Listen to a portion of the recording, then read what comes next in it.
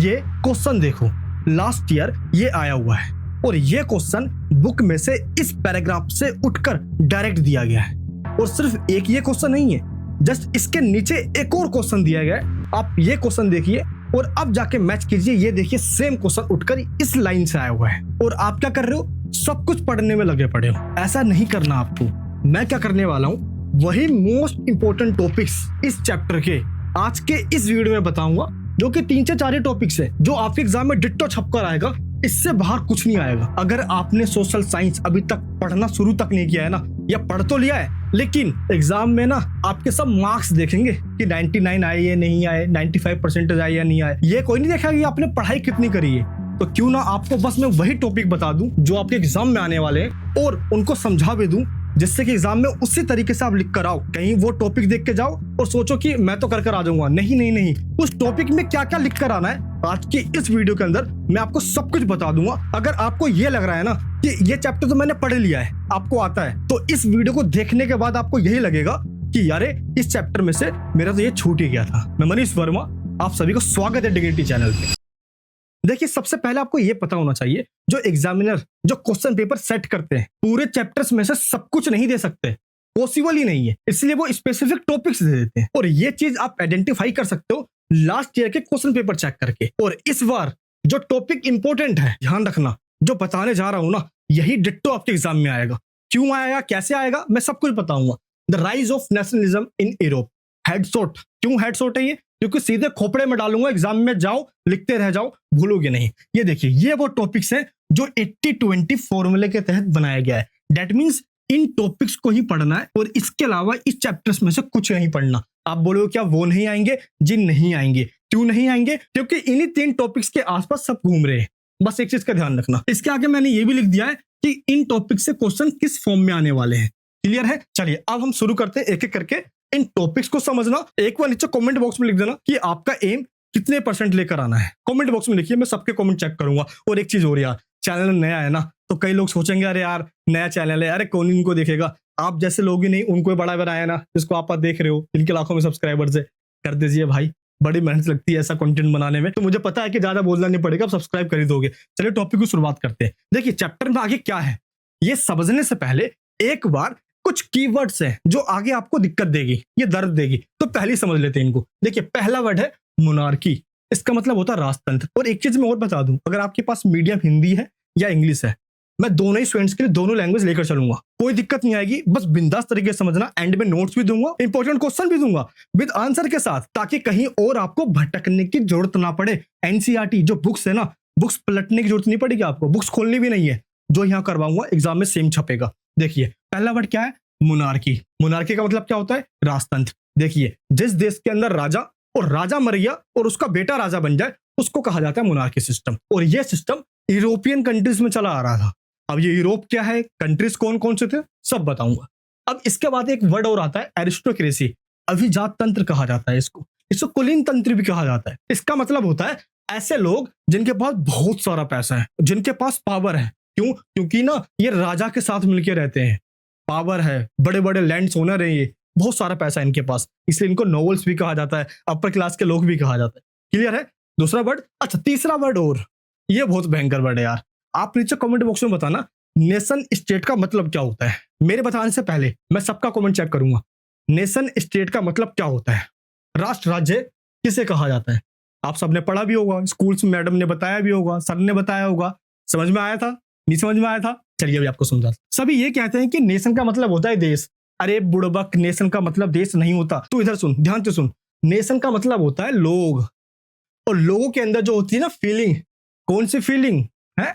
वो वाली फीलिंग नहीं मेरे दोस्त जो आप सोच रहे हो, यूनिटी वाली फीलिंग, एकता की फीलिंग। और ये लोगों के अंदर कब आती है? ये लोगों के अंदर जब आती है जब हम मिलके एक साथ रहते हैं। हमारा देश का एक ही झंडा हो, हमारा देश का नेशनल एंथेम यानी कि एक राष्ट्रगीत हो, कॉमन लैंग्वेज हो देश का, एंड हमारी सेम हिस्ट्री हो। अंग्रेजों ने राज सिर्फ हिंदुओं पे नहीं किया, मुस्लिमों पे भी किया, सभी धर्म के लोगों पे किया। आया आपको समझ में? यानी कॉमन, हमारा रिलीजन बाद में है लेकिन हम सारे इंडियंस पहले हैं। ऐसा ही है ना, सेम। तो हम सब एक ही रूल के तहत रह रहे हो। तो जब इस चीज की बात आती है, जब सेम फीलिंग हम शेयर करते हैं, that is called nation. Clear है? नेशन एक फीलिंग है। हाँ, अब इसके बाद वर्ड आता है स्टेट। स्टेट का मतलब होता है गवर्नमेंट और एक फिक्स्ड बाउंड्री, और इस फिक्स बाउंड्री के अंदर हम सारे लोग रहते हैं जिनका कॉमन कल्चर है, जिनका कॉमन रिलीजन है, जिनका कॉमन रूल्स है, रेगुलेशन है, नियम है, कायदे हैं, कानून है। तो हम कॉमन एक चीज के अंदर रह रहे होते, इसलिए फीलिंग आती है देश में, इसलिए इसको कहा जाता है नेशन एंड स्टेट। तो नेशन स्टेट कब बनता है? नेशन लोगों से और स्टेट यानी गवर्नमेंट से, इन दोनों को मिला दे तो हम कहेंगे नेशन स्टेट। और पता है यूरोप के अंदर कोई नेशन स्टेट था ही नहीं। क्यों? क्योंकि वहां पे कोई एक सिंगल लैंग्वेज बोलने वाली कंट्री थी ही नहीं, सब इधर उधर बिखरे हुए थे। अभी बताऊंगा क्यों। क्योंकि जब भी अगर हम स्टेट की बात कर रहे हो ना, तो उनकी अपनी गवर्नमेंट होनी चाहिए, फिक्स बाउंड्री होनी चाहिए, फिक्स बाउंड्री होनी चाहिए, ठीक है, एंड लॉ और कानून बनाने का अधिकार उनके पास होना चाहिए। सोवरेनिटी इसको कहा जाता है। क्या कहा जाता है? सोवरेनिटी इसको कहा जाता है, यानी कि संप्रभुता कहा जाता है। अगर ये किसी के पास नहीं हुआ, दैट मीन्स वो राज्य नहीं है, वो गुलाम कहलाएगा। सोवरेनिटी सबसे ज्यादा जरूरी है।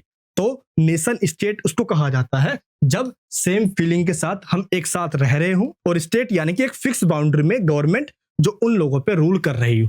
क्लियर है? ये हो गया नेशन स्टेट। तो ये 3 डेफिनेशन है। और अब जो आप सब्जेक्ट पढ़ने जा रहे हो ना, उसका नाम ही है the rise of nationalism. Rise, क्या चीज का राइज हो रहा है? नेशनलिज्म, यानी कि राष्ट्रवाद का। कहां पे? यूरोप में। और राष्ट्रवाद का मतलब क्या होता है बताइए जरा कमेंट बॉक्स के अंदर। अब आप कहोगे राष्ट्र मतलब नेशन है, हमें अपने देश से प्रेम, यही तो है राष्ट्रवाद। राष्ट्रवाद मतलब हमें अपने देश से इतना प्रेम है कि उस देश पे हम आंच नहीं आने देंगे, और यूरोप के अंदर यही हो रहा। तो अब आपको क्या करना है इस पूरी कहानी को समझने के लिए, जैसा कि नाम में ही है यूरोप, तो आपको यूरोप चलना है। तो भाई ये रहा हमारा प्यारा भारत, और यहां से हमें चलना है इधर, ये रहा यूरोप। लगभग भारत से 5,500 किलोमीटर भी जाएंगे हम तो यूरोप के किसी भी कंट्री में जा सकते हैं। क्यों? क्योंकि यूरोप में एक दो नहीं मेरे दोस्त, यूरोप के अंदर 44 कंट्रीज आते हैं। यूरोप भी एक कॉन्टिनेंट है, पता है ना, तो 44 कंट्रीज आते हैं, और इसी यूरोप में पूरी भसड़ हुई है, जिसके कारण से इस पूरे चैप्टर में हमें पढ़ना पड़ रहा है।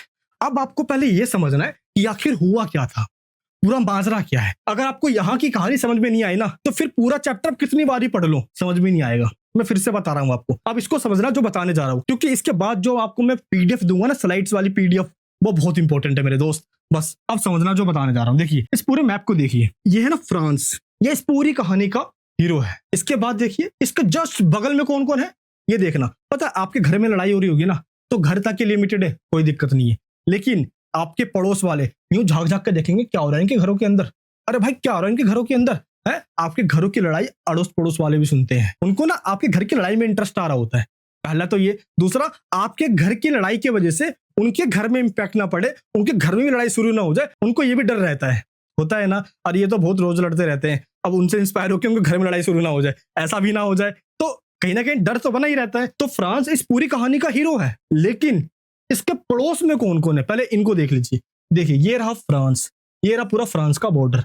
अब देखिए जो ब्राउन वाला है ना, ये ब्राउन वाला पूरा ये है प्रूसिया, जिसको आज जर्मनी कहा जाता है। उस टाइम पे प्रूसिया कहा जाता था, प्रसा भी इसको कहते हैं हिंदी में। क्यों कहा जाता था? क्योंकि उस टाइम पे जर्मनी बना नहीं था, जर्मनी के 39 टुकड़े हो रखे थे और अलग अलग टुकड़ों में ये बटा हुआ था, बताऊंगा अभी इसके बारे में। एंड अब देखिए इसके बगल में और कौन है, इसके बगल में दोस्तों यहाँ पे ये देखिए, ये रहा ऑस्ट्रिया, ये भी ऑस्ट्रियन एम्पायर है। एंड और देखिए इसके बगल में कौन है, इसके बगल में यहाँ पे देखोगे ये रहा पूरा इंग्लैंड। और कौन है अब देखोगे तो जो सबसे बड़ा आपको दिख रहा कौन है, ये रहा भाई रसिया एम्पायर, सबसे बड़ा। ये वही रसिया है जिसने नेपोलियन को हराया था। नेपोलियन की एक गलती इसको हरवा देती है। क्या होती है इससे गलती, अब ये बताऊंगा। आया आपको समझ में ये? अब देखना यूं कि फ्रांस के अंदर लगी है आग, और इस आग के चपेट में प्रूसिया और ऑस्ट्रिया ना आ जाए। इन दोनों को दर्द हो रहा है कि वह फ्रांस को रोको, नहीं रुकता है क्रांति से तो इस पे अटैक कर दो, और यहीं से कहानी शुरू हो जाती है। आखिर हुआ क्या था, आपने पढ़ा है ना क्लास 9 के अंदर, फ्रेंच रेवोल्यूशन। आपको पता होगा फ्रेंच रेवोल्यूशन क्यों हुआ था।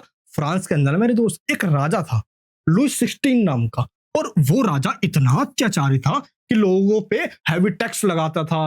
अपने दोस्तों, फ्रेंड्स जो नोबल्स थे, एरिस्टोक्रेट्स जो थे, उन पे कोई टैक्स नहीं होता था। क्लर्जी पे जो फादर हैं, चर्च के फादर, उन पे कोई टैक्स नहीं होता था। लो भाई जो कॉमन लोग हैं, जो आम लोग हैं, उन पे हैवी टैक्स था। तो वह जनता कब तक झेलेगी। मान लो कोई आके आपको एक थप्पड़ मारे, आप तो तुरंत मार दोगे उसको, एक्शन का रिएक्शन दे दोगे। लेकिन कोई दोबारा मारे, तिबारा मारे, तो इतना मारोगे पानी उठ के नहीं मांगेगा वो, यही होगा ना।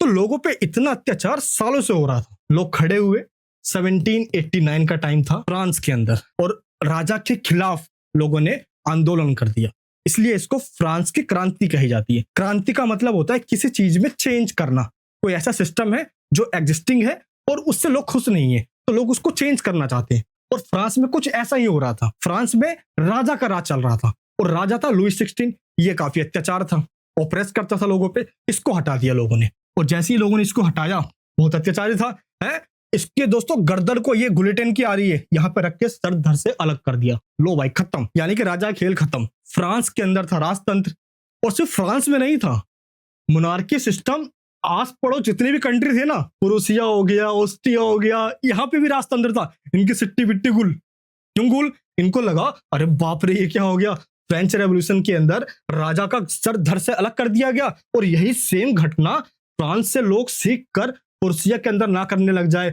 ऑस्ट्रिया में ना हो जाए, ब्रिटेन में ना हो जाए। इन देश के राजाओं को डर लगने लगा, तो इन्होंने ना एक ग्रुप बनाया, आपस में इन्होंने अपना एक ग्रुप बना लिया कि सुनो भाई सुनो, इधर आओ, इधर इधर आओ, हम सब आपस में मिल जाते हैं और फ्रांस पे अटैक करते हैं। अब हुआ क्या, यहीं से कहानी शुरू हो गई। ये सब के सब फ्रांस के दुश्मन बन गए, फ्रांस पे अटैक करने वाले बन गए, और यहीं से कहानी शुरू हो जाती है, the rise of nationalism in Europe. तो अब क्या होता है, इन देशों के लोग जो स्टूडेंट्स थे वो भी खड़े होने लग गए। भाई फ्रांस के अंदर जब वहां के लोग राजा को हटा सकते हैं, तो प्रूसिया के अंदर एंड ऑस्ट्रिया के अंदर, ब्रिटेन के अंदर, रसिया के अंदर हम देश के जनता राजा क्यों नहीं हटा सकते, हम भी करेंगे आंदोलन। लो भाई, फ्रांस के लोगों से लोग इंस्पायर्ड होने लग गए, और यहाँ के राजाओं को टेंशन सताने लग गया, डर लगने लग गया, अब हम करे तो करे क्या। तो यहीं से कहानी शुरू होती है, government of the people, by the people, for the people. That means अब हमें राजाओं का राज नहीं चाहिए, अब जनता का शासन होना चाहिए। अब लोग खुद डिमांड करेंगे, अपने ही देश के राजा के खिलाफ खड़े होंगे, भाई हम इससे तंग आ गए, अब राजा को हटाना है। तो यहीं से अब पूरे चैप्टर की स्टोरी शुरू होती है। अब देखना, अब इस पूरे चैप्टर के अंदर जो इंपॉर्टेंट टॉपिक फाइंड हुए हैं इस बार, वो ये टॉपिक्स हैं। ये देखिए, अब ये देखिए, और उसके बाद ये देखिए। अगर आपने ये टॉपिक्स कर लिए, एग्जाम्स के अंदर इस चैप्टर से कोई सा भी क्वेश्चन आ जाए, लिख कर आओगे, हाथ नहीं रुकेगा आपका, लिखते रह जाओगे। चलिए, तो सबसे पहले हम क्या करते हैं, इस वाले टॉपिक को करते हैं। अब आप बोलोगे इस टॉपिक को क्यों करते हैं सबसे पहले हम, ये देखिए इसमें क्या है, कलेक्टिव आइडेंटिटी। क्यों आता है ये टॉपिक, ये देखिए। जैसे ही आप एनसीईआरटी बुक ओपन करोगे, तो फर्स्ट पॉइंट है ना मेरे दोस्त, ये देखिए, यहाँ पे देखिए क्या लिखा है, collective identity amongst the French people. आया हुआ है यहाँ से, सेम हिंदी में, सेम हिंदी मीडियम में हो तो देख लेना आप, यहाँ पे लिखा मिल जाएगा पहला। और ये सेम क्वेश्चन एग्जाम में आया हुआ है, ये देख लीजिए आप, the French revolution created a sense of collective identity. Clear है, सेम वर्ड में आया हुआ है। और इसी क्वेश्चन को दूसरे तरीके से दिया जा सकता है। कैसे दिया जा सकता है, जैसे पॉलिटिकल एंड कॉन्स्टिट्यूशनल जो चेंजेस हुए फ्रेंच रेवोल्यूशन के बाद, उससे ट्रांसफर हो गया सोवरेनिटी का। सोवरेनिटी मतलब होता है पावर का, यानी कि पहले पावर थी राजा के पास, अब राजा से जनता के पास आ गई है। तो क्या ऐसा हुआ था? और ये भी सेम जो लाइन है ना मेरे दोस्त, ये भी फर्स्ट पैराग्राफ के, ये देखिए यहां से उठाया गया और एग्जाम में सेम लाइन आया उठकर। तो अब क्या करना है, अगर आप ये टॉपिक कर लेते हो तो आपके ये दोनों क्वेश्चन कवर हो जाएंगे, ये भी क्वेश्चन और ये भी क्वेश्चन। फिर एग्जाम में चाहे जैसे मर्जी घुमा कर आ जाए, आप आंसर लिखित दोगे। आया आपको समझ में? अच्छा, अब आपको ये समझना है कि आखिर इसका मतलब क्या होने वाला है। यहाँ पे देखिए, the French revolution and collective identity, यानी कि फ्रांसीसी क्रांति और सामूहिक पहचान। पता लोगों की ना अपनी पहचान गुम हो गई थी। क्यों? क्योंकि पता उस टाइम पे क्या हो रहा था कि एक ही देश के अंदर एक ही लैंग्वेज बोलने वाले लोग थे ही नहीं। उस टाइम पे अंपायर हुआ करते थे, देश नहीं अंपायर, साम्राज्य हुआ करते थे। कैसे? मान लो एक राजा है और राजा की नजर जहां तक गई, जहां तक वो कब्जा कर सकता है, वो वहां तक अटैक करता था और कब्जा कर लेता था, और वो पूरी जमीन उसकी कहलाती थी। और सोचो जरा एक बार, जहां तक वो कब्जा कर रहा है, जरूरी थोड़ी है कि एक ही लैंग्वेज बोलने वाले लोग होंगे, बतेरों लैंग्वेज बोलने वाले लोग थे वहां पे। लेकिन अभी हमने पढ़ा था ना कि नेशन स्टेट में तो वन लैंग्वेज होनी चाहिए, यानी कि मेजर एक लैंग्वेज होती है बोलने वाली, कॉमन लैंग्वेज। जैसे भारत में क्या है, हिंदी कॉमन लैंग्वेज है, फ्रांस में फ्रेंच होनी चाहिए थी, तो बहुत सारे लैंग्वेज बोलने वाले थे। तो ना कलेक्टिव आइडेंटिटी नहीं आ पा रही थी लोगों के अंदर, कि हमारे अपने देश के प्रति ना प्रेम नहीं आ पा रहा था। तो अब फ्रांस के अंदर ऐसा क्या किया गया, यूरोपियन कंट्रीज में ऐसा क्या किया गया कि उनको अपने देश के प्रति प्रेम उमड़ाया, देश के प्रति प्यार जगाया। कैसे जगाया? देखिए, सबसे पहले अगर मैं आपसे ये पूछूं एग्जाम्पल के लिए कि आप कहां से हो, आप बोलोगे मैं तो महाराष्ट्र से हूं, मराठी बोलता हूं मैं, है भाई, मैं तो दिल्ली से हूं, मैं तो तमिलनाडु से हूं। तो ये क्या है, ये आपकी अलग अलग पहचान हो गई। लेकिन अगर आपकी ये जर्सी में उतारूं और आपको मैं ये वाली जर्सी पहना दूं, ब्लू जर्सी, तो अब आप क्या कहोगे?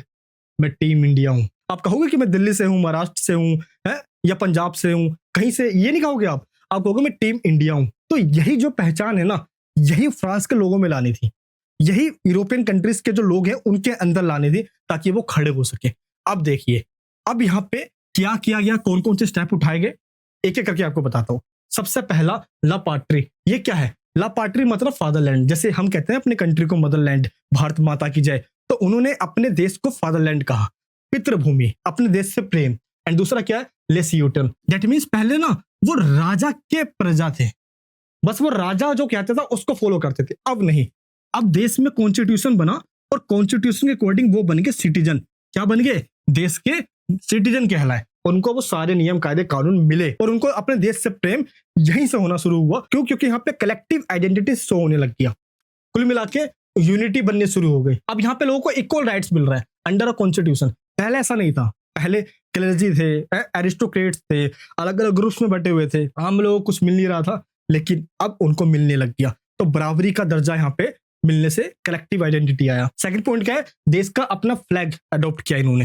देखो पहले क्या था ना कि जो रॉयल, जो राजा है, उसका अपना झंडा हुआ करता था, लोग उसी झंडे को फॉलो करते थे। लेकिन नहीं, अब फ्रांस के अंदर क्या हुआ? नया तिरंगा लाया गया, त्रिकलर नया झंडा इंप्लीमेंट कर दिया गया।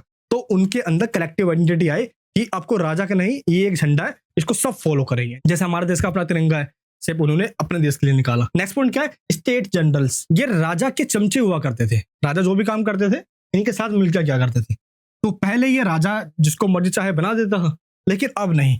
अब नेशनल असेंबली बनती थी लोगों के वोट के बाद, यानी कि सिटीजन को अब यहाँ पे राइट्स मिल गए। तो कुल मिला के ये 3 पॉइंट्स जिससे उनके अंदर कलेक्टिव आइडेंटिटी पनपी, क्रिएट हुई, जागी। एंड नेक्स्ट पॉइंट क्या है?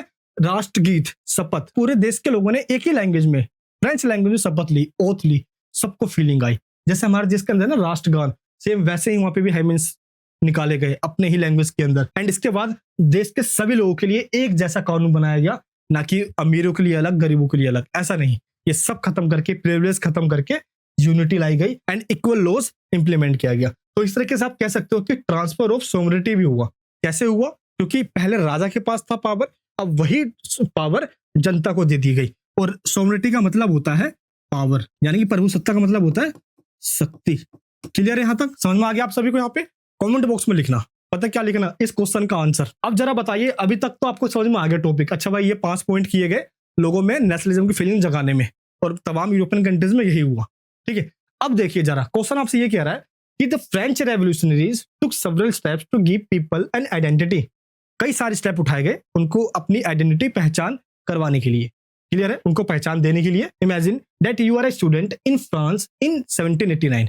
अब फ्रांस के एक स्टूडेंट हो, जब फ्रेंच रेवोल्यूशन चल रहा था, तो आपको ना अपने फ्रेंड को एक लेटर लिखना है उस टाइम पे जो चेंजेस हुए हैं सोसाइटी के अंदर, नई लैंग्वेज और फ्लैग के आने की वजह से, और इस चेंजेस के बाद आप कैसा फील कर रहे हो। अपने फ्रेंड को एक लेटर लिखिए। अब आप एक नेशन बन गए हो, उस टाइम फ्रांस की बात हो रही है। तो अगर आपको ये क्वेश्चन दिया जाए तो आप कैसे लिखोगे? देखिए, कॉम्पिटेंसी बेस्ड क्वेश्चन आने वाला है, चीजें रट कर जाओगे, क्या पता ना लिख पाओ। देखिए, इसका आंसर आप इस तरीके से लिख सकते हो। क्या बताओगे कि dear friend, today I felt very proud at school now. क्यों? क्योंकि अब हमें किंग्स के ओल्ड फ्लैग, जो राजा का पुराना झंडा है, अब हमें उसको सैल्यूट नहीं करना, हमारा जो नया झंडा है उसको सैल्यूट करना है। और जो हमने वो वर्ड्स पढ़े थे, उन की वर्ड्स को जोड़ते हुए इस लेटर में आंसर लिख दो। जैसे लेसियोटन हो गया, फादरलैंड, लापाट्री हो गया, हमने ओथ लिया सेम लैंग्वेज के अंदर, और हमने अपने देश को एक नेशन बनाया। तो इस तरीके से पूरा लेटर हो सकता है। मैं हट जाता हूं, आप जल्दी से इसका स्क्रीनशॉट ले लीजिए। सबने इसका स्क्रीनशॉट ले लिया? चलिए, अब एक क्वेश्चन और है कि 1789 में रीजनल जो डायलेक्ट्स थे, जो रीजनल जो लैंग्वेज थे फ्रांस के अंदर, उसको डिस्करेज किया गया। तो आपको बताना है ये जो असर्शन है, क्या ये सही है स्टेटमेंट। एंड इसके बाद जिसका रीजन बताया गया है, the revolutionaries wanted the French language spoken in Paris to become the common language of the nations so that the linguistic unity could be created among the people। क्रांतिकारी चाहते थे कि फ्रांस को ही एक कॉमन लैंग्वेज बना दी जाए, ताकि linguistic जो यूनिटी है देश के अंदर क्रिएट किया जा सके। तो आपको ये बताना है इसका answer, both A and R are the correct, and R is the correct explanation of the A, या बी या सी या डी। जल्दी से कमेंट बॉक्स में बताइए, जल्दी से आप इसको रीड कर लीजिए और कमेंट बॉक्स में इसका आंसर बताइए। तो इसका करेक्ट आंसर है ए। अब जरा कमेंट बॉक्स में बताना किस किस का एक करेक्ट आंसर हुआ था। और ऐसा इसलिए फ्रांस में किया गया ताकि अदर लैंग्वेज की जगह एक ही लैंग्वेज को प्रमोट किया जाए और इससे लोगों में कलेक्टिव आइडेंटिटी का प्रमोशन हो, उनको फीलिंग भी आनी चाहिए ना उनके अंदर। तो इसलिए, और प्लस इसका रीजन भी ये ठीक है, ताकि कॉमन लैंग्वेज के रूप में एक फ्रेंच लैंग्वेज ही हो, क्योंकि देखो इसको रिस्क की लैंग्वेज मानी जाती थी और कॉमन लैंग्वेज भी थी, क्लियर है। तो ये इसका करेक्ट आंसर हो गया। अच्छा, इसके बाद नेक्स्ट क्वेश्चन क्या है? नेक्स्ट क्वेश्चन आपके सामने यहाँ पे दिया हुआ है, the French revolution was not only mean to remove the king. French revolution सिर्फ किंग को हटाने के लिए नहीं था, but it was also a mission to liberate Europe. ये बाकी यूरोप को भी आजाद करवाने के लिए था, बाकी यूरोपियन कंट्रीज को भी। तो analyse this statement, do you think the French armies were truly harbingers of liberty? क्या आपको लगता है कि फ्रेंच की आर्मी सच में हार्विंगर्स ऑफ लिबर्टी है, यानी कि जो लिबर्टी उसका रखवाली है? क्यों ऐसा कहा गया पता है? एक टाइम पे नेपोलियन को यही कहा गया। क्यों? क्योंकि नेपोलियन फ्रांस के बाद जितने भी कंट्रीज में जाता उनको जीतता और वहां से जो मोनार्की सिस्टम है उनको हटा देता। तो सबको लगता है भाई कि नेपोलियन तो बहुत अच्छा है, भाई नेपोलियन तो बहुत अच्छा है, राजतंत्र को हटाया जा रहा है, राजा का अत्याचार खत्म करते जा रहा है, तो नेपोलियन तो भाई बहुत अच्छा है। और नेपोलियन को एक टाइम पे हार्विंगर्स ऑफ लिबर्टी कहा गया। लेकिन क्या बाद में जाके ये ऑपरेसिव बन गया? लो भाई, क्वेश्चन में ये भी कह दिया गया है। तो explain with the examples of Holland and Switzerland.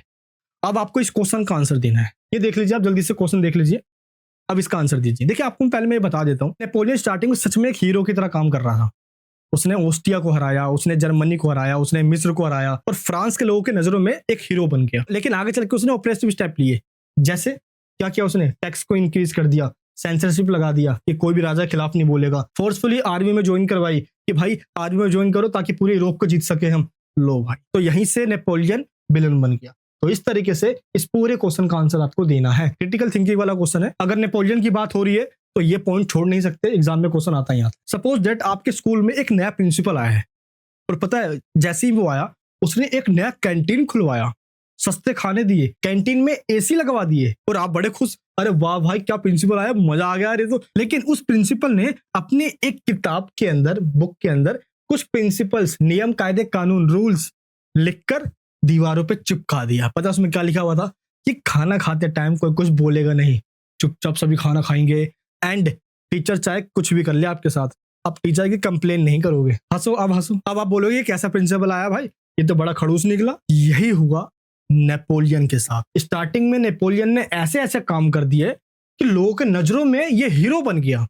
कैसे हीरो बन गया? देखिए 1799 ये वो पीरियड है जब ये फ्रांस में वापस लौट कर आ गया और वहां पे ये शासन बहुत बेकार चल रहा था। क्यों? क्योंकि फ्रेंच रेवोल्यूशन जो 1789 में हुआ था ना, उसके बाद तो लुई 16 को हटा दिया गया था और जो राजा बना था वो बहुत ज्यादा कमजोर था, वो सही से रूल कर नहीं पा रहा था। एक अलग ही रिजिम ऑफ टेरर था लोगों के अंदर, डर सा लग रहा था लोगों को, और लोगों को इस चीज का भी डर था कि कब कोई अटैक ना कर दे। तो उस टाइम पे जब फ्रांस के अंदर वापिस नेपोलियन लौटा, लोगों को यह विश्वास दिला दिया कि मैं हूं ना। पता है कैसे विश्वास दिलाया? क्योंकि देखिए नेपोलियन फ्रांस की सेना में बहुत छोटी उम्र में भर्ती हो गया था। पता है क्यों? क्योंकि नेपोलियन फ्रांस की आर्मी में बहुत छोटी सी उम्र में ही शामिल हो गया था और उस टाइम से ये फ्रांस की सेना की तरफ से, फ्रांस की आर्मी की तरफ से लड़ाई लड़ रहा। जब इसको लगा ना कि फ्रांस के लिए खतरा है, कौन? ऑस्ट्रिया, जर्मनी, मिस्र, उन सब पे एक एक करके अटैक किया और उन सबको हरा दिया, सबको हरा दिया। तो फ्रांस की जनता को ये लगा कि यही तो है हीरो, यही तो है दैवमानुष। और इसके बाद 1804 में इसने अपने आप को फ्रांस का एम्पीरियर, दैट मींस फ्रांस का एम्पीरियर राजा डिक्लेयर कर लिया अपने आप को, और नेपोलियन फ्रांस का राजा बन गया। और इसके बाद इसने कुछ नियम कायदे कानून बनाए, इसी को सिविल कोड कहा जाता है नेपोलियन का, जो कि 1804 में ही आ गया था। और इस सिविल कोड में क्या है इसको भी बताऊंगा इसके बारे में, लेकिन आपको यह पता होना चाहिए कि 1815 में वाटरलू की लड़ाई में नेपोलियन की हार हुई और इस हार के पीछे रसिया का हाथ था। देखो रसिया अपने आप में बहुत बड़ा है, ये रसिया में घुस गया, ठंड इतनी ज्यादा थी, इसकी आर्मी सारी वहीं पे फंस गई। लो भाई बेचारा ये अकेले वापिस आया। ये देख लीजिए इसको आप, है ये सारे वो पर्चे उड़ रहे हैं इसके बैग में से गिर के, और इन पर्चों पे उन कंट्रीज के नाम है जिन कंट्रीज को इसने खो दिया। क्योंकि एक टाइम पे जब ये राजा बना था ना फ्रांस का, तो इसके मन में ये आ गया था कि पूरे यूरोप पे कब्जा करना है, मुझे पूरे यूरोप पे राज करना है। इसकी लालच बढ़ गई थी। तो इसने स्टार्टिंग में कौन से अच्छे काम किए और फिर बाद में इसने कौन से बुरे काम किए, चलिए दोनों जानते हैं। देखिए इसको कहा जाता है नेपोलियन सिविल कोड ऑफ 1804। इसमें इसने क्या किया, पहले बात करते हैं अच्छे कामों की।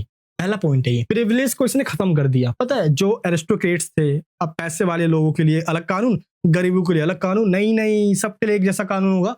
तो प्रिविलेज जो था on the basis of worth, ये खत्म कर दिया गया। दूसरा, equality before the law and equal protection of law. कानून सभी के लिए एक जैसा है। कानून की नजर में कोई छोटा बड़ा नहीं है, ना अमीर है ना गरीब है, कानून सबके लिए एक जैसा है। इसने ये कह दिया और राइट टू प्रॉपर्टी सबको दे दिया, जो कि पहले नहीं था। एंड इसके बाद क्या किया, जो पीजेंट्स है ना मेरे दोस्त, ये बहुत ज्यादा परेशान थे। क्यों? क्योंकि हैवी टैक्स की वजह से इनको बहुत ज्यादा ड्यूज देना पड़ता था। मॉडल्स को, जो कि सामंतवाद होते, लैंडलॉर्ड्स वगैरह होते, उनको काफी देना पड़ता था। इसलिए इसने मेमोरियल ड्यूज को खत्म कर दिया, गुलामी खत्म कर दी और पीजेंट्स को आजादी दे दी। तो कहीं ना कहीं ये अच्छे काम किए। और इसके बाद ट्रांसपोर्ट और कम्युनिकेशन सिस्टम को इसने काफी इंप्रूव कर दिया, जिससे कि फ्रांस के अंदर इकोनॉमिक डेवलपमेंट होना शुरू हुआ। तो ये 4 काम इसके अच्छे हुए, नो डाउट। लेकिन इससे कुछ बुरे कारनामे हुए आगे चलकर। स्टार्टिंग में सब कुछ अच्छा किया, आगे चलकर इसने टैक्स बढ़ा दिया। क्यों टैक्स बढ़ाया? ताकि ज्यादा पैसा आएगा तभी तो अपनी आर्मी पे खर्च करेगा, बड़ी आर्मी बनाएगा और बाकी के यूरोपियन कंट्रीज पे अटैक करके उन पर राज करेगा। इसकी लालच बढ़ गई थी। तो पहला इसने सबसे गंदे काम कर दिया, टैक्स को बढ़ा दिया, जिस टैक्स से जनता नाराज थी हमेशा के लिए। और टैक्स के नाम पे ऐसे लोगों के पेशाब निकल जाते थे। एंड नेक्स्ट क्या है? सेंसरशिप। इसने ये कह दिया कि मेरे खिलाफ, यानी कि राजा के खिलाफ कोई कुछ छाप नहीं सकता, प्रिंट नहीं कर सकता। सेंसरशिप लगा दिया। सेंसरशिप का मतलब होता है कि राजा की मर्जी के बिना कोई कुछ छाप नहीं सकता, प्रिंट नहीं कर सकता। राजा जो कहेगा वही छपेगा, ठीक है। तो इसने अपने खिलाफ सब कुछ खत्म कर दिया। तो सेंसरशिप इंप्लीमेंट करके इसने ये कह दिया कि मेरे खिलाफ अब कोई कुछ नहीं बोल सकता। एंड इसके बाद इसको आर्मी की रिक्वायरमेंट थी। इसने रिक्रूटमेंट करना स्टार्ट कर दिया कि हर एक इंसान को अब आर्मी में आना पड़ेगा, यानी कि इसने फ्रेंच आर्मी में रिक्रूट करना शुरू कर दिया।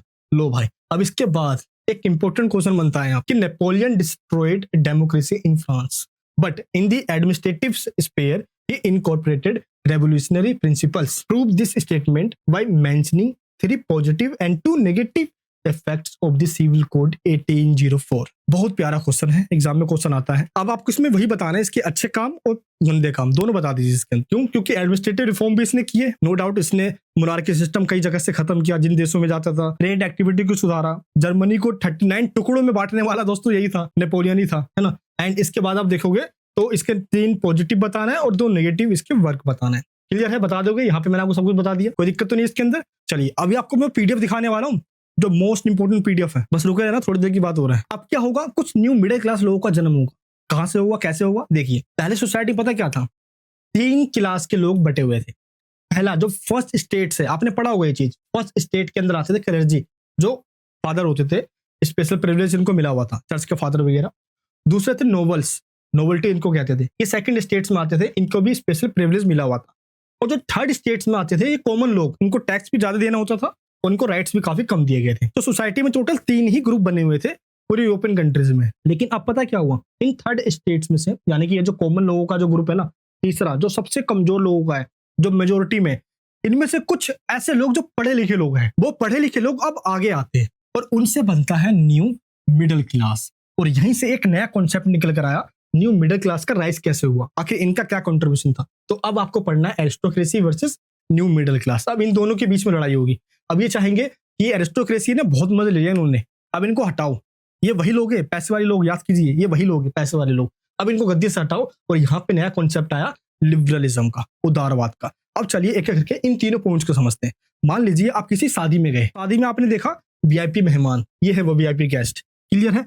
इसके बाद जो आपने वेटर्स देखे होंगे, जो बहुत बड़ी संख्या में होंगे वहाँ पे, जो काम वगैरह कर रहे होंगे। और शादी पार्टी में क्या होता है, कुछ इवेंट के मैनेजमेंट के लोग होते हैं, जो डीजे वगैरह संभाल रहे होते हैं, यही होता है ना।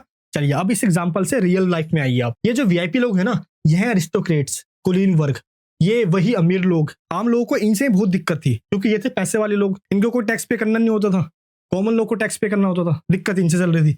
और ये जो है ना, ये जो वेटर्स हैं, सफाई करने वाले लोग जो बहुत ज्यादा दिख रहे हैं आपको, ये हैं बेचारे पीजेंट्स, सर्फ, दैट मीन्स जो फार्मर्स हैं वहां के। इनके पास देखिए ना खाने को खाना है, ना पावर है, ना पैसा है, सारे पावर तो इनके पास है। अब इनके ही बीच में से, जिनको हमने समझा था इवेंट मैनेजमेंट या डीजे वाला, अब वो लोग निकल के आएंगे मिडिल क्लास के रूप में। ये लोग कौन होंगे, ये लोग होंगे प्रोफेशनल्स, बिजनेसमैन, लॉयर्स, ये वो लोग हैं। ये आम लोगों में से निकलकर, यानी कि इन्हीं लोगों के बीच में थे पहले, इनसे ही निकलकर अब ये मिडिल क्लास के रूप में आए, ये कहते हुए इन एरिस्टोक्रेट्स वालों से अब रूल में चेंज करो, कानून सबके लिए बराबर होना चाहिए, है तुम्हारे लिए अलग कानून, इनके लिए अलग कानून क्यों है।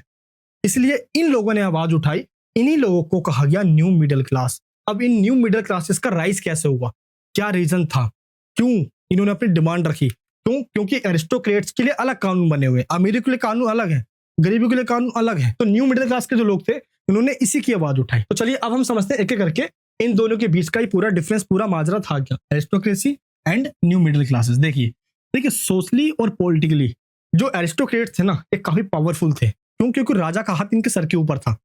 राजा को ये जो कहते थे राजा वही करता था, और राजा के साथ मिलजुल के रहा करते थे। क्लियर है? पहली बात तो ये। और ये डोमिनेंट क्लास थे, पूरी सोसाइटी में इनका डोमिनेंट था। क्यों? क्योंकि ये लैंड ओनर्स थे, बड़ी बड़ी जमीनों के मालिक थे, और उन जमीनों पे ये फार्मर्स को किराए पे देके खेती करवाया करते थे। तो हैवी टैक्स इनको वहां से मिल जाया करता था। लो भाई, और ये मैरिज भी करते थे तो आपस में अपने ही ग्रुप में, ताकि इनकी अमीरी नहीं चला जाए, जैसे आपको मैंने बताया है भी। और ये पूरे देश में बहुत छोटी संख्या में थे, यानी कि इनकी संख्या कम थी। यानी यूं कह लो कि अमीर इतने थे और गरीब इतने थे, और इतने सारे गरीबों को इन अमीरों से दिक्कत इसलिए हो रही थी क्योंकि इनके लिए कानून अलग बने हुए थे। ऐसा नहीं होना चाहिए कि इनको टैक्स नहीं देना, इनके कानून, अमीरों के कानून अलग होंगे, गरीबों के कानून अलग होंगे, तो ये लोगों को पच नहीं रहा था यहाँ पे। क्लियर है? नेक्स्ट क्या है, मेजोरिटी ऑफ द पॉपुलेशन जो थी वो पीजेंट्री की थी, या डेट मीन्स वो किसकी थी, सर्व्स की थी, यानी कि वो किसान थे। इसके बाद कॉमर्शियल क्लासेस का राइज हुआ। उन्हीं ग्रुप में से ये जो कॉमन लोग हैं ना, जो पीजेंट्री हैं या जो थर्ड स्टेट के लोग थे, उनमें से ही राइज हुआ इन लोगों का, कॉमर्शियल क्लासेस का। ये थे तो मिडिल क्लास से ही, लेकिन इसमें बिजनेसमैन थे, इंडस्ट्रियलिस्ट थे, जो पैसा इन्वेस्ट करने वाले थे, इंडस्ट्रियलिस्ट, बड़े बड़े अंबानी अडानी जैसे, और कुछ बिजनेस प्रोफेशनल थे, जैसे लॉयर्स वगैरह हो गए, डॉक्टर हो गए, इंजीनियर हो गए, ये सारे लोग थे। तो इनको ही न्यू मिडिल क्लास कहा गया। क्यों? क्योंकि ये चाहते थे नए नए इंडस्ट्रीज लगे और उनमें पैसा लगाने का अधिकार इनके पास भी हो, सिंपल। लेकिन इसके लिए चाहिए थी इनको आजादी, और आजादी का एक नया कॉन्सेप्ट निकल कर आ गया इन न्यू मिडिल क्लास लोगों से। इसलिए एक नया वर्ड आया, उदारवाद, यानी कि लिबरल नेशनलिज्म। जब लोगों ने इकोनॉमिक फ्रीडम की बात करी, किन लोगों ने बात करी? इन न्यू मिडिल क्लास के लोगों ने बात करी। किससे आजादी? एरिस्टोक्रेसी को खत्म करो, उनके पास जो प्रिविलेजेस को खत्म करो, और हमें इकोनॉमिक फ्रीडम दो। तो चलिए अब समझते हैं हम इस वाले कॉन्सेप्ट को कि उदारवादी राष्ट्रवाद यानी कि लिबरल नेशनलिज्म का मतलब क्या होता है। तो न्यू मिडिल क्लास के जो लोग थे, पहली बात करी इन्होंने लिबर्टी की, यानी कि फ्रीडम, आजादी की। किस चीज से आजादी? कि देश में कोई उनको ऑप्रेस ना कर सके, कोई उनके राइट टू लाइफ के साथ खिलवाड़ ना कर सके। एंड इसके बाद इक्वेलिटी ऑफ ऑल, सभी को एक समान माना जाए, ना कि एरिस्टोक्रेसी को अलग राइट दिया जाए जो नोबल्स हैं, और न्यू मिडिल क्लास वो पीजेंट्स को अलग, ऐसा नहीं, सबके लिए इक्वल राइट्स हो। एंड इसके बाद before the law, that means कानून की नजरों में सब समान होने चाहिए। ये डिमांड उठाया। तो न्यू मिडिल क्लास लोगों ने सिंपल डिमांड रखी अपनी कि हमें चाहिए आजादी, कानून के सामने हमें चाहिए बराबरी, बस हमारी ये डिमांड पूरी कर दो। तो इसी पॉइंट से एक क्वेश्चन आता है जिसमें ये पूछा जाता है कि एरिस्टोक्रेसी एंड द पीजेंट्री, इन दोनों के लाइफ में क्या डिफरेंस आपने देखा, और जो न्यू क्लास का इमरजेंस हुआ था, how was the new middle class different from the both of this groups. तो आपको इसमें यही बताना है कि ये जो न्यू मिडिल क्लास के लोग हैं, ये बाकी के इन दोनों ग्रुप से कैसे अलग है। इस पूरे क्वेश्चन में आपको आंसर में यही बताना है। तो पहले आपको देखिए, पहले आपको इस तरीके से टेबल बनाना है। एक में लिखना है एरिस्टोक्रेसी के बारे में, दूसरे में लिखना है पीजेंट्स के बारे में, और तीसरे में आपको लिखना है न्यू मिडिल क्लास के बारे में। इस तरीके से आप लिख सकते हो। तो अब हम बात करते हैं अपने नेक्स्ट टॉपिक की। नेक्स्ट टॉपिक क्या है? उदारवादी राष्ट्रवाद, दैट मींस लिबरल नेशनलिज्म। देखिए यहाँ पे एक वर्ड है लिबरल। अब ये वर्ड का मतलब क्या है? जैसे हमारा जन्म हुआ है, इस वर्ड का भी तो कभी ना कभी जन्म हुआ होगा ना यार। चलिए समझते हैं। ये देखिए, ये वर्ड है लिबरलिज्म। ये निकला लैटिन के लिबर वर्ड से, जिसका मतलब होता है आजाद, दैट मीन्स फ्री। अब पता है क्या हुआ? यूरोपियन कंट्रीज के अंदर जितने भी लोग थे, उन सभी ने दो चीजों की डिमांड करी, यानी कि दो तरह की आजादी। पहली तरीके की आजादी है पॉलिटिकल फ्रीडम, यानी कि एक ऐसी फ्रीडम जहां पे गवर्नमेंट लोगों के कंसेंट से बने, ना कि राजा बना हुआ है वो मर गया तो उसका बेटा राजा बन जाए। ये नहीं चलेगा भाई। Government by the consent of the people. अगर लोगों के कंसेंट से चल रहा है, दैट मीन्स हमें पॉलिटिकल फ्रीडम है। एंड इसके बाद है इकोनॉमिक फ्रीडम, लोग अपने माल को खुद मार्केट में जाके बेच सके, कोई रेस्ट्रिक्शन ना हो, कोई भी आम इंसान कोई रोक टोक नहीं करेगा। तो पॉलिटिकल फ्रीडम और इकोनॉमिक फ्रीडम की डिमांड करते हैं। तो यहीं से कॉन्सेप्ट आता है लिबरल नेशनलिज्म का, कि अब हमें आजादी चाहिए दो चीजों के लिए। अब ये आजादी की डिमांड कर कौन रहे? ये डिमांड कर रहे हैं न्यू मिडिल क्लास के लोग। अभी बताऊंगा उनके साथ दिक्कत क्या आई थी, लेकिन पहले आप इसका आंसर दीजिए। क्वेश्चन पढ़िए। Liberalism was not limited to politics, it was also about the freedom of markets। ये सिर्फ पॉलिटिक्स की बात नहीं है, ये मार्केट की आजादी की बात करता है। Explain this statement in the context of 19th century Europe. अब आपको इसका आंसर देना है। इसका आंसर कमेंट बॉक्स में बताइए। बिल्कुल सिंपल है, क्योंकि मार्केट की आजादी की बात करी इन्होंने। ये देखिए यहाँ पे है, क्यों? क्योंकि ताकि ये अपने माल को वहां पे जाके बेच सके बिना किसी रेस्ट्रिक्शन के। चाहे कोई बिजनेसमैन है, कोई ट्रेडर है, चाहे वो कोई भी गुड्स एंड सर्विसेज सेल करना चाहता है, मार्केट में जाके वो सेल कर सके। गवर्नमेंट का या एरिस्टोक्रेट्स का कोई भी रेस्ट्रिक्शन ना हो, मार्केट में कोई फालतू रूल इंपोज नहीं होना चाहिए। तो ये इनकी डिमांड थी, ये आपको इसका आंसर में देना है। अब देखिए न्यू मिडिल क्लास के लोग इतने परेशान क्यों हैं? क्या है उनकी दिक्कत? ये दिक्कत जड़ से सोल्व करना चाहते हैं। जैसे होता है ना कि एक टीके में जड़ से बवासीर साफ कर दिया जाता है, समाधान हो जाता है। सेम वैसे ही अब ये जो न्यू मिडिल क्लास के लोग हैं ना, इनकी प्रॉब्लम क्या है पहले ये तो समझो, तभी तो एक टीके में प्रॉब्लम सोल्व होगा भाई। देखिए, इनकी प्रॉब्लम ये थी कि बेफालतू के इतने ज्यादा टैक्स थोप दिए गए थे कि बेचारे टैक्स दे तो दे कहां से। अब आपको एग्जांपल देता हूं मैं। एक जगह है दोस्त, अगर इनको हैम्बर्ग से न्यूरेमबर्ग तक कोई अपना माल लेकर जाना है ना, तो 11 जगह ऐसा आता है जहां पे इनको टैरिफ देना होता था, यानी टैक्स, सीमा शुल्क कहते हैं उसको, टैरिफ देना होता था। तो प्रॉब्लम यही से शुरू हो रही है। प्रॉब्लम नंबर 1, बॉर्डर से बॉर्डर, इतने बॉर्डर हैं बीच बीच के अंदर, तो पहला टैक्स यहां दे रहे, दूसरा टैक्स यहां दे रहे, तीसरा टैक्स यहां दे रहे, हर जगह पे इनको 5% टैक्स देना होता था, जिसको हम कस्टम बैरियर कहते थे, या जिसको हम आज के टाइम पे टैरिफ कहते हैं, जो टर्म चच्चा सब जगह थोपे जा रहे हैं। यही हो रहा है ना आज के जमाने में। अच्छा, सेकंड प्रॉब्लम क्या थी? टैक्सेस।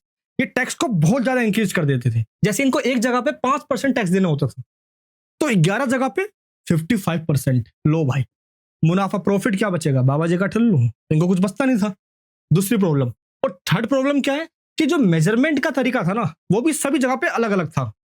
नाप तोल की जो तरीका है वो भी सब जगह अलग अलग है। वो तो नेपोलियन ने ठीक कर दिया इसको आगे जाके, और आगे जाके फिर ये सब जगह एक जैसा हो गया था। पता दिक्कत क्या थी यहाँ पे मेजरमेंट की? वहां पे ना, मान लो कपड़ा है तो कपड़े को एले में मापा जाता था, कपड़े को एले में मेजर किया जाता था। तो जो कपड़ा है, मान लो फ्रैंकफर्ट जगह है, वहां पे 54.7 सेंटीमीटर हो रहा है एक एले, तो वहीं पे मेजे में हो रहा है 55.1 सेंटीमीटर, लेकिन न्यूरेमबर्ग में हो रहा है 65.6 सेंटीमीटर एक एले। सभी जगह पे अलग अलग है। अब जो ट्रेडर्स है वो फीता लेके क्या नापता रहेगा भाई? है वो तो कंफ्यूज हो जाएगा कि यहाँ पे कम हो रहा है, यहाँ पे ज्यादा हो रहा है, यहाँ पे कम हो रहा है, यहाँ पे ज्यादा हो रहा है, तो ट्रेडर्स पगला जाएगा। तो इन 3 प्रॉब्लम की वजह से जो व्यापारी लोग हैं, जो ट्रेडर्स हैं, जो न्यू मिडिल क्लास के लोग हैं, उनको बहुत दिक्कत आ रही थी। और ये पूरी स्टोरी दी गई है एनसीईआरटी के अंदर, the story of a merchant 1833 के अंदर। और इसका सॉल्यूशन निकाला गया 1834 में, जब जोल्वरे नामक एक ग्रुप बनाएगा, एक संस्था बनाएगा, एक यूनियन बनाएगा, जिसको दिया गया ये काम कि भाई प्रॉब्लम को सोल्व करो। इसने सोल्व भी कर दिया। लेकिन इससे पहले ये समझो ये प्रॉब्लम खड़ी क्यों हुई, क्यों ये प्रॉब्लम हो रही थी? ये प्रॉब्लम इसलिए हो रही थी क्योंकि जर्मनी को 39 टुकड़ों में बांट दिया गया था। मान लो यूं, जैसे भारत के 28 राज्य हैं और 28 राज्यों को अपने अपने राजा हो, अपना कॉन्स्टिट्यूशन हो, उनकी अपनी करेंसी हो, अपना झंडा हो, तो सोचो कैसा लगेगा। आप जा सकते हो यूपी, आप जा सकते हो पहाड़ों पे घूमने के लिए, उत्तराखंड नहीं जा सकते, वहां के राजा से परमिशन लेना पड़ेगा, ना जाने कितने कायदे कानून होंगे। इसलिए ये सब हो रहा था जर्मनी की वजह से, क्योंकि जर्मनी के 39 टुकड़े हुए थे और अलग अलग टुकड़े पे, यानी कि अलग अलग स्टेट के अपने अपने राजा थे, और जितने ज्यादा राजा होंगे उतने नियम कायदे कानून होंगे। तो सबसे बड़ी प्रॉब्लम थी जर्मनी के टुकड़े होने के कारण। जर्मनी एक नहीं था, याद करो पुरुषिया, पुरुषिया वही है जो अब आके जर्मनी बनेगा। पुरुषिया के अलग अलग 39 टुकड़े थे। इस कारण से ये दिक्कत आ रही थी। क्लियर है? नाप तोल की दिक्कत अलग है, करेंसी अलग है, टैक्स का सिस्टम अलग है, कोई पैसा ज्यादा ले रहा है, कोई पैसा कम ले रहा है। तो ये सबसे ज्यादा दिक्कत आ रही थी इससे ट्रेडर्स को, जो व्यापारी लोग होते थे। तो जब ये जोल्वरे बनाया गया तो इसका सबसे मेजर काम था, 3 काम इसने किए। क्या काम किया इसने? सबसे पहले जो फालतू के टैक्स थे ना, जो अलग अलग बॉर्डर पे देना पड़ता था, एक यहाँ पे टैक्स, एक यहाँ पे टैक्स, एक यहाँ पे टैक्स, 5% करके, ये खत्म कर दिया। ट्रेडर्स खुश हो गए। दूसरा इसने डिसीजन क्या दिया? अलग अलग जगह पे ट्रेड करने के लिए टोटल 30 करेंसीज थी। अब सोचो जरा एक बार, 30 तरह की करेंसी आप कहां कहां लेके जाओगे आप? तो ये 30 तरह की करेंसी खत्म करके टोटल 2 करेंसी को ही इंप्लीमेंट किया गया इसके द्वारा। तो ये भी प्रॉब्लम यहाँ पे सॉल्व कर दी गई थी। तो ये भी प्रॉब्लम सॉल्व कर दी गई थी। और तीसरी मेजर प्रॉब्लम थी ट्रांसपोर्टेशन की। तो रेलवे की पटरी बनाई गई, मालगाड़ियां बनाया गया, यानी कि रेलवे की शुरुआत करी गई ताकि ट्रेड एक्टिविटी अच्छे से हो सके। तो ये 3 मेजर काम किए गए जोल्वरे के द्वारा, और ये सॉल्यूशन निकाला गया इस यूनियन के द्वारा। क्लियर है? तो यूं कह लो आप कि जो मेजर इश्यूज थे वो सॉल्व हो गए, लेकिन जर्मनी अभी भी टुकड़े में बटा हुआ है। अभी भी बाकी यूरोपियन कंट्रीज जो है वो जर्मनी के साथ ट्रेड करेंगे तो अलग अलग टुकड़े तो है ना भाई, सबके अपने अपने राजा हैं। तो इसको सोल्व करना था, और इसको सोल्व करने के लिए 39 टुकड़ों को एक करना होगा और एक ही देश बनाना होगा। तो चलिए अब हम आते हैं अपने नेक्स्ट टॉपिक पे। नेक्स्ट टॉपिक क्या है? जर्मनी एंड इटली का यूनिफिकेशन, यानी कि जर्मनी और इटली एक कैसे हुए, इनका यूनिफिकेशन कैसे हुआ, ये आपको बताना है। तो ये है जर्मनी और ये है इटली। एक एक करके हम बात करते हैं। देखिए, सबसे पहले आप ये मैप देखिए, ये जर्मनी का मैप है। जर्मनी को पहले प्रूसिया कहा जाता था, और ये आप देख रहे हो यहाँ पे कितना बड़ा पार्टी है। देखिए अब ये रहा, ये रहा, ये रहा, यहाँ भी फैला हुआ है, यहाँ भी फैला हुआ है। देखो कहाँ कहाँ तक फैला हुआ है, क्योंकि छोटे छोटे टुकड़ों में बटा हुआ है, और इनको ही एक करना है। जैसे भारत है, भारत में इतने सारे स्टेट हैं, लेकिन उन स्टेट में से कोई एक बड़ा स्टेट भी है ना, जैसे यूपी भारत का सबसे बड़ा स्टेट है। सेम वैसे ही इन 39 टुकड़ों में जो सबसे बड़ा था वो था प्रूसिया। यही इस पूरे यूनिफिकेशन को लीड करता है। अब कैसे यूनिफिकेशन होता है, इस पूरी कहानी को समझना। देखिए मेरे दोस्त, पता होता क्या है, जो यहाँ के लोग थे ना, जर्मनी के लोग थे, कुछ लोग खड़े हुए, उन्होंने कहा कि पार्लियामेंट बनाओ, लोगों को राइट्स दो, वो वोट डाल सके, हमें राजाओं का राज नहीं चाहिए। तो जैसे ही लोग खड़े हुए, उस टाइम पे क्या हुआ, मोनार्की यानी कि राजा की तरफ से कुछ लोग आए, राजा खड़ा हो गया और राजा की मिलिट्री, इन लोगों को भगा दिया गया। नहीं नहीं नहीं, तो फर्स्ट स्टेप जो लिया गया था यूनिफिकेशन के लिए 1848 के अंदर, वो क्या हुई, वो फेल हो गई। क्यों? क्योंकि जंकर्स ने भी, जो भूस्वामी है, जो एरिस्टोक्रेट्स है, जो भूमि के ओनर्स वगैरह होते हैं, उन सब ने भी राजा का साथ दे दिया। यानी ये आम लोगों को किसी ने सुना ही नहीं। प्रूसिया का राजा सब देख रहा था भाई, कौन था, बिस्मार्क। इसने कहा ऐसे नहीं होगा, अब बहुत दे दिया भाषण, जनता ने भी बहुत कह लिया, बहुत सुन लिया लोगों ने, ऐसे काम नहीं चलेगा। अब पूरी जर्मनी को हमें एक करना होगा, यूनिफिकेशन करना ही होगा हमें। तो सेकंड स्टेप में क्या हुआ, जो प्रूसिया के राजा थे बिस्मार्क, इन्होंने कहा कि आयरन एंड ब्लड, तलवार उठाओ और खून बहाओ, भाषण से काम नहीं चलेगा, अब डंडा देना ही पड़ेगा इनकी। तो इन्होंने पूरी कमान संभाल ली और एक एक करके जितने भी अलग अलग पोर्शन थे और जो टांग अड़ा रहे थे कि जर्मनी एक ना हो सके, उन सबको निपटाना शुरू कर दिया। तो बिस्मार्क ने सबसे पहले, इनको आर्किटेक्ट भी कहा गया जर्मनी का, क्योंकि जर्मनी को एक करने में इनका ही हाथ था मेरे दोस्त, ये ध्यान रखना। एक एक करके जो भी दुश्मन आए, सबसे पहले आया ऑस्ट्रिया, अटैक किया गया, हरा दिया गया उसको। फिर आया डेनमार्क, उसको भी हरा दिया गया। फिर आया फ्रांस, उसको भी हरा दिया गया। कुल मिला के 7 सालों में 3 बड़े युद्ध लड़े इन्होंने और तीनों ही देशों को इन्होंने हराया। तो कुल मिला के अब क्या होता है, जिस फ्रांस को इन्होंने हराया, उसी फ्रांस का एक महल है, वर्साइल का महल। इस महल के अंदर 1871 में जर्मनी का राजा केसर विलियम फर्स्ट को डिक्लेयर कर दिया जाता है। देखो इनको अपना ही अलग ही स्वैग है। जिस फ्रांस को इन्होंने हराया, उसी फ्रांस के महल में वर्साइल के अंदर केसर विलियम फर्स्ट को जर्मनी का राजा डिक्लेयर कर दिया गया। कब? 18 जनवरी 1871 को, फोर्थ स्टेप के अंदर। यानी कि 1871 में प्रोक्लेमेशन हो गया इसका, जर्मनी के राजा का। तो कुल मिला के आप यूं कह सकते हो कि जर्मनी का राजा बन गया और एक एक करके जो टुकड़े में बटे हुए थे, अब वो सारे एक हो गए, जर्मनी का यूनिफिकेशन हो गया। तो जल्दी से आप इसका स्क्रीनशॉट ले लीजिए, मैं साइड हट जाता हूं। अब इससे क्या हुआ कि बस आपके मन में ये 4 स्टेप होने चाहिए। पहले स्टेप में फेल हो गया, दूसरे स्टेप में बिस्मार्क आ गया, तीसरे स्टेप में इन तीनों देशों को हराया गया और चौथे स्टेप में वर्साइल के महल के अंदर राजा डिक्लेयर कर दिया गया, किसको? केसर विलियम को। और पूरा जर्मनी एक हो गया, जो 39 टुकड़ों में थे अब वो एक हो गया। क्लियर है यहाँ तक? अब एक क्वेश्चन आता है कि जो जोल्वेरिन ने जो यूनियन बनाकर जो मेजर डिसीजन लिए थे, तो उसी टाइम जर्मनी का यूनिफिकेशन का स्टेप उठा लिया गया था? जो लोगों के अंदर फीलिंग है नेशनलिज्म की, इकोनॉमिक नेशनलिज्म की, क्या वो फीलिंग जग गई थी? तो इसका आपको आंसर देना है, कमेंट बॉक्स में इसका आंसर जरूर दीजिएगा। बाकी आपको समझ में आ गया होगा कि ये बात ठीक है कि जब ये मेजर स्टेप उठाया गया उस टाइम पे, उसी टाइम से लोगों के अंदर फीलिंग जग गई थी कि अब जर्मनी को एक करना है, तभी सारी प्रॉब्लम का सॉल्यूशन हो सकता है। क्लियर है? अच्छा, अब बात करते हैं अब इटली का एकीकरण कैसे हुआ। देखो इटली की प्रॉब्लम भी जर्मनी से और बेकार थी, ये भी 7 टुकड़ों में बटा हुआ था, दर्द बहुत ज्यादा था यहाँ पे। कैसे क्या हुआ देखिए, पहले आप इटली का मैप देखिए, ये रहा नॉर्थ का पोर्शन इटली का, ऑस्ट्रिया के कब्जे में है। लो भाई, ऑस्ट्रिया ने अपने कब्जे में ले रखा है नॉर्थ वाला पोर्शन। ये रहा मिड वाला पोर्शन, ये पोप के कब्जे में है। पोप वही जो ईसाई धर्म के अंदर जो पोप होते हैं ना, उनके कब्जे में है। तो ये रहा साउथ वाला पोर्शन, ये है स्पेन के कब्जे में, साउथ का पोर्शन स्पेन ने अपने कब्जे में ले रखा है भाई। लो खत्म। बस एक इकलौता ऐसा पोर्शन था सार्डिनिया पिडमोंट, जहां पे इटालियन राजा राज कर रहा था। बस यही एक जगह था, सार्डिनिया पिडमोंट। 1 मार्क में क्वेश्चन आ जाता है ये। सार्डिनिया पिडमोंट एक ऐसा इलाका था, एक ऐसा स्टेट था, एक ऐसा एरिया बचा था जहां पे इटालियन राजा ही राज कर रहा था। बाकी यहाँ पे तीनों जगह पे विदेशियों का राज था। बस ये ध्यान रख। क्लियर है? अच्छा, अब इसका यूनिफिकेशन कैसे हुआ? क्योंकि 7 टुकड़ों में बटा हुआ है, अलग टुकड़ों में बटा हुआ है, 7 अलग टुकड़ों के अंदर। तो इसको यूनिफाइड करने में, जैसे जर्मनी को बिस्मार्क ने जोड़ा, सेम वैसे ही इटली को ये तीनों मिलकर जोड़ेंगे। तो सबसे पहला स्टेप उठाएगा मेसनी के द्वारा। मेसनी ने एक संगठन बनाया यंग इटली नाम से, ताकि लोगों के अंदर जागरूकता फैलाई जाए और इटली को एक करने के लिए हाथ बढ़ाया जाए। बट इसका ये जो कोशिश था ये फेल हो गया।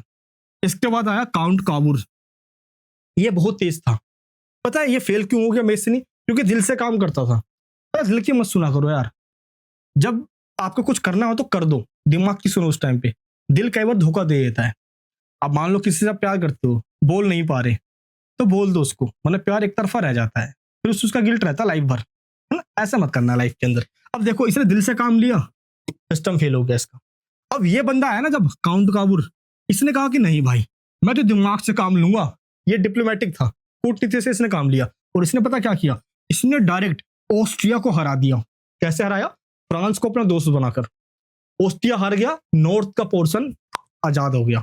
लो भाई मजे आ गए इसके, काबूर के तुम। कब? 1859 में। अब इसके बाद बचा गैरीवोल्डी। ये बंदा बड़ा भयंकर हुआ। क्यों? क्योंकि इसने रेड शर्ट्स नाम से एक ग्रुप बनाया, अपनी आर्मी बना ली। उसी आर्मी को, ग्रुप को कहा गया रेड शर्ट्स। सबको रेड शर्ट बना दिया इसने और खुद रेड पट्टा गले में बांध लिया। ये बोलता था कि हम तलवार से जीतेंगे, इसने बोला दिमाग से जीतेंगे, इसने बोला दिल से जीतेंगे। दिल वाला तो हार गया, दिमाग वाला थोड़ा बहुत काम आ गया, तलवार वाला देखो इसने क्या किया। ये गया इटली के साउथ वाले पोर्शन में, यहाँ पे कुछ लोकल्स लोग रहते थे, फार्मर्स थे, उनका सहयोग लिया, उनसे हेल्प मांगी। इसने कहा भाई देखो रेड शर्ट्स हमारा यूनियन है, ग्रुप है, इसका साथ दो। क्यों? ताकि हम स्पेन को भगा सके। ये इटली ना, ये हमारा है। पता है यहाँ के लोगों को इटली वर्ड ही नहीं पता था, बताइए। इटली के लोगों को इटली देश के बारे में ही नहीं पता है कि वो इटालियन है। ऐसी हालत हो चुकी थी। नेशनलिज्म की फीलिंग आई कहां से? क्यों? क्योंकि लंबे टाइम से तो ये विदेशी राज कर रहे हैं, तो ये थोड़ी बताएंगे ये इटली है। लो भाई, तो लोकल्स का सहयोग लेकर, हेल्प लेकर स्पेन को यहां से भगा दिया इसने, गैरीवोल्डी ने। तो इन तीनों के कोशिश से फाइनली इटली आजाद हुआ। पोप तो फिर छूट ही गया, जब ये सब भग गए तो पोप भी हट गया। उसके बाद क्या हुआ? इटली का यूनिफिकेशन हो गया। बस एक चीज का ये ध्यान रखना। तो कुल मिला के इन तीनों की जो कोशिश थी वो रंग लाई, और 1861 में फाइनली विक्टर इमैनुअल सेकंड को पूरे इटली का राजा बना दिया गया। जो 7 टुकड़ों में बटा हुआ था, उन 7 टुकड़ों को एक कर दिया गया, और विक्टर इमैनुअल द्वितीय जो सेकंड है, ये राजा बन गया।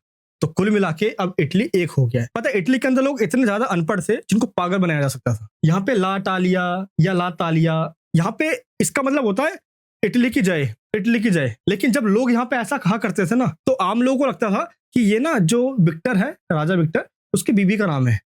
तो उनको लग रहा है आजाद करवाने के लिए ये सब चिल्ला रहे ला टालिया ला टालिया ला टालिया। भाई इसमें इटली की जय बोल रहे थे ये सारे। तो सब लोग आपस में एक दूसरे के साथ खड़े हो चल दिया करते थे, लाओ भाई हाँ राजा की बीबी को आजाद करवाना है हमें। तो इस तरीके से महामूर्ख हो चुके थे यहाँ पे। क्यों? क्योंकि फॉरेनर्स ने पूरा ब्रेन वॉश कर रखा था इनका। तो इस तरीके से एक स्टोरी है जो एनसीईआरटी में कवर की गई है। हालांकि इतना इसका इंपॉर्टेंट है नहीं, बट आपको ये पता भी होना चाहिए। तो ये पूरा इटली था जिसका यूनिफिकेशन हो गया। अच्छा, अब जरा एक ये क्वेश्चन आपके सामने है, आपको पूरी स्टोरी समझ में आ गई। पूरे बुक के अंदर ऐसे कई सारे रेवोल्यूशन हुए। अब आप देखोगे तो 1830 में रेवोल्यूशन हुआ, जो कि 1848 तक चला। कितने सारे रेवोल्यूशन हुए, जो सारे मेजर इंपॉर्टेंट इंसिडेंट है वो मैंने आपको यहाँ बता दी। इससे बाहर कुछ नहीं आ गया मेरे दोस्त एग्जाम के अंदर। अच्छा, आप जरा बताइए इसका आंसर क्या है। आपको करेक्ट ऑर्डर में इसको सेट करना है। पहले यहाँ पे क्वेश्चन देख लीजिए और आंसर कमेंट बॉक्स में बता देना। फिर मैं आपको यहाँ पे आंसर बताऊंगा और आप बताना कि किन किन का सही था, फिर आप बताना किसका सही था किसका गलत था। ठीक है, चलिए जल्दी से चेक कीजिए। आपके पास 10 सेकेंड।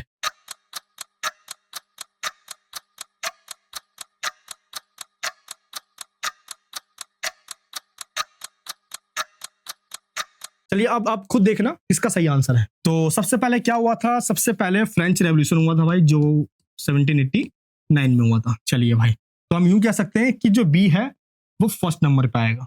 क्लियर है? इसके बाद क्या हुआ था? नेपोलियन का जो सिविल कोड है ये आया था, तो ये हो गया सेकंड नंबर पे। फिर नेपोलियन हार गया था, तो ये हो गया थर्ड नंबर पे। इसके बाद वियना की ट्रीटी हुई थी फोर्थ नंबर पे, और फिर यूनान को स्वतंत्रता मिली थी, ये हो गया फिफ्थ नंबर पे। ये इसका पूरा आंसर होने वाला है। तो आप नीचे कमेंट बॉक्स में कर देना करेक्ट ऑर्डर वाला जो क्वेश्चन था उसका आंसर मेरा सही था या गलत था। मैं कमेंट चेक कर लूंगा। क्लियर है? बाकी यहाँ पे आंसर दिया है, आप चेक कर सकते हो। लोग इसमें कंफ्यूज होते हैं, तो ध्यान रखना पहले नेपोलियन हारा है, उसके बाद ट्रीटी ऑफ वियना हुई है। क्यों? क्योंकि ट्रीटी ऑफ वियना के अंदर ये डिसाइड हुआ था कि जो भी फैसले लिए हैं नेपोलियन ने, उसको वापिस से अंडू कर दिया जाए। अंडू मतलब जैसे सिस्टम में करते हैं ना, कंट्रोल+Z कर देते, तो जो कटा है वापिस आ जाता है, सेम वैसा ही। तो रसिया, ब्रिटेन, ऑस्ट्रिया जिन्होंने नेपोलियन को हराया, उन्होंने सोचा कि नेपोलियन हार गया, तो नेपोलियन जो जो कानून बनाया था उसको वापिस ला देते हैं। इसलिए तो नेपोलियन के हारने के बाद ट्रीटी ऑफ वियना के अंदर यही हुआ था। ऑस्ट्रिया की कैपिटल है वियना, वहां पे ये ट्रीटी हुआ था, इसलिए इसको ट्रीटी ऑफ वियना कहा जाता है। और लास्ट में 1821 में ग्रीक वॉर स्टार्ट हुआ था, इसलिए यहाँ पे ये ऑप्शन। क्लियर है? ये ऑर्डर्स आपके हैं। अच्छा, इसके बाद राष्ट्रवाद और साम्राज्यवाद, सबसे एंड में ये टॉपिक बचता है आपका। ये क्या है? पता है, जैसे ही दुनिया भर के अंदर लालच बढ़ती है ना, तो देशों को लगता है कि उस पर भी कब्जा कर लूं, उस पर भी कब्जा कर लूं, इस पर भी कब्जा कर लूं। देश प्रेम ठीक है, राष्ट्रवाद ठीक है, नेशनलिज्म ठीक है, कोई दिक्कत नहीं है। यूरोप में नेशनलिज्म आया, सबको अपने देश से प्रेम है, और इसी प्रेम के चक्कर में उन्होंने राजा को हटाया, जो कि सही था, क्योंकि राजा उन पर गलत कर रहे थे। लेकिन अब दूसरा जो राजा बना उस देश का, अब वो और देशों पे अटैक करने लग गया। क्यों? क्योंकि उसकी भूख बढ़ गई। अब वो चाहता था कि और देशों पे अपना कब्जा कर लूं। और सबसे बड़ी दिक्कत आई बाल्कन स्टेट पे। पता है, यूरोप के 3 कंट्री, बुल्गारिया, रोमानिया और ग्रीस, इन तीनों को बाल्कन स्टेट कहा जाता था। क्यों? क्योंकि ये तीनों एक टाइम पे ओटोमन एम्पायर के अंडर में थे। जैसे ही ओटोमन एम्पायर कमजोर हुआ, छीना झपटी शुरू हो गई। सबको लगा कि नहीं भाई, बाल्कन्स को हम अपने कंट्रोल में लेंगे। तो ऑस्ट्रिया चाहता था मैं कब्जे में ले लूं, रशिया चाहता था मैं कब्जे में ले लूं, ब्रिटेन चाहता था मैं कब्जे में ले लूं, तो सब चाहते इनको कब्जे में ले ले। यहाँ पे जो लोग रहते थे उनको स्लाव्स कहा जाता था, क्योंकि वो स्लाव्स लैंग्वेज बोला करते थे। तो नेशनलिज्म, देश से प्रेम, और देश से प्रेम जब इतना हो जाए जब हम दूसरे देश को कुछ ना समझे और उन पर कब्जा करने लग जाए, इसको कहा जाता है साम्राज्यवाद। जब कोई शक्तिशाली देश कमजोर देश पे, किसी वीकर कंट्री पे अटैक करके उसको अपने कब्जे में ले ले, कॉन्कर कर ले, दैट मीन्स इंपीरियलिज्म। क्लियर है यहाँ तक? और इसी नेशनलिज्म के बाद जब इंपीरियलिज्म की शुरुआत हुई तो दुनिया भर के अंदर वर्ल्ड वॉर फर्स्ट शुरू हो जाता है 1914 के अंदर, जो कि 1918 तक चलता है। और वर्ल्ड वॉर फर्स्ट की शुरुआत ही इसलिए हुई थी कि कौन सबसे ज्यादा कब्जा करेगा देशों के अंदर, और यहीं से वर्ल्ड वॉर फर्स्ट शुरू हुआ, जब पूरे देशों को इसने युद्ध के चपेट में डाल दिया, करोड़ों लोगों की इसमें जान चली गई। तो ये था हमारा चैप्टर फर्स्ट। अब इसके बाद चैप्टर सेकंड करेंगे हम, लेकिन इससे पहले आपको मैं नोट्स दे देता हूं जिसके बारे में मैंने आपको बताया था। पहले आप ये वाली पीडीएफ देखिए, इसके अंदर इस वाले चैप्टर की the rise of nationalism in Europe important question with answer दिया गया है। ये हिंदी मीडियम में है और ये इंग्लिश मीडियम में है। क्लियर है? नोट्स को डाउनलोड कर लेना, लिंक डिस्क्रिप्शन बॉक्स में है, टेलीग्राम का ग्रुप मिल जाएगा आपको, वहां आपको नोट्स मिल जाएगा। ये दोनों नोट्स आपके लिए दोस्तों बहुत ज्यादा इंपॉर्टेंट है। क्वेश्चन आंसर भी कवर है इसके अंदर, पीवाईक्यू भी कवर है, और चैप्टर भी ब्रीफ में आपको समझा दिया गया है। अब मिलेंगे आपसे नेक्स्ट वीडियो के अंदर। ये वीडियो कैसे लगी कमेंट बॉक्स में बताना, और अगर आप नीचे कमेंट बॉक्स में लिखोगे प्लीज नेक्स्ट वीडियो, तो नेक्स्ट वीडियो बहुत जल्द लेकर आऊंगा। कमेंट बॉक्स में जरूर लिख देना। मिलूंगा नेक्स्ट वीडियो के अंदर। अपना प्यार सपोर्ट बनाए रखना, चैनल नया प्लीज दोस्तों सब्सक्राइब कर लेना। मिलेंगे नेक्स्ट वीडियो के अंदर। जय हिंद, जय भारत।